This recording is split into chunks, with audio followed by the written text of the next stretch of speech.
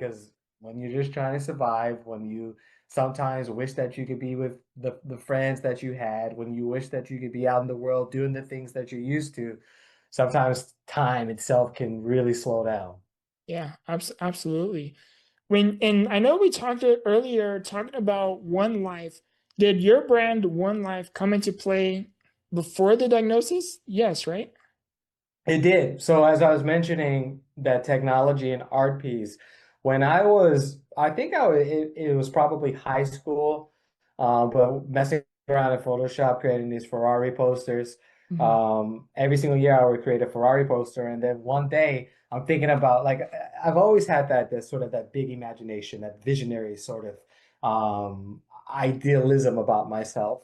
Hmm. And one day I was just thinking about, man, I got to start my own brand. I need to figure out the name. I need to figure out what it is. And I'm just looking around my bedroom on the south side of Chicago. And then right in front of me is I think it was the very first Ferrari poster I ever designed in Photoshop. Wow. And on there, I put the words, "One life, you decide." And it immediately connected in that moment. It never connected before, from the moment that I created it or anything like that, all the way to me creating multiple variations of different posters. It was in that moment when I was thinking about, oh, I want to create a brand. I wondered what it could be like. And I looked directly in front of me while I was laying in my bed. And I was like, that's it right there. One life, you decide. It's one life, you decide is a tagline. There's many taglines. There's been many evolutions to it over the years. But one thing has never changed is One Life as my brand, One Life is my philosophy, One Life is my reminder, One Life is my call to action.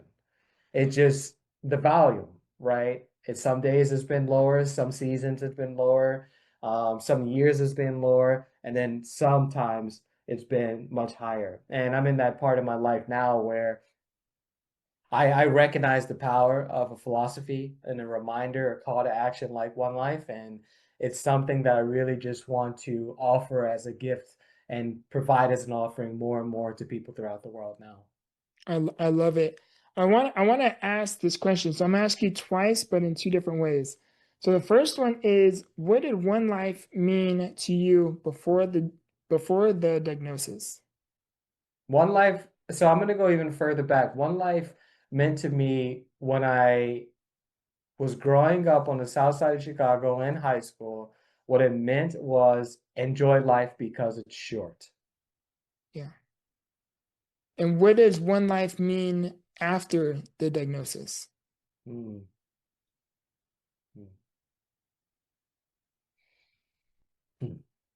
I would say that one life to me now means to enjoy it as much as possible, whether it's long or short, whether it's fat, wide, or skinny, no matter how it looks, particularly for you, to figure out how much you, to figure out what you are inspired by, to figure out what your expressions are, your unique expressions, and to really enjoy it as widely and as deeply as you possibly can.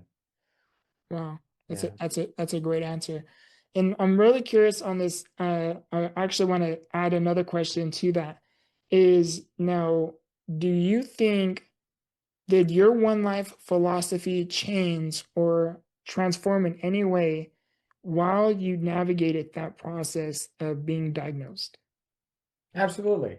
Because it's easy to have the perception that life is short.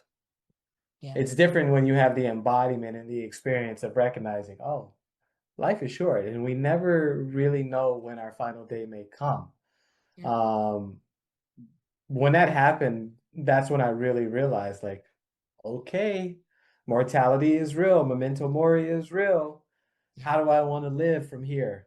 It really became the question, and that question just becomes louder and louder now as I keep getting older, as I keep maturing, and as I keep evolving. Definitely.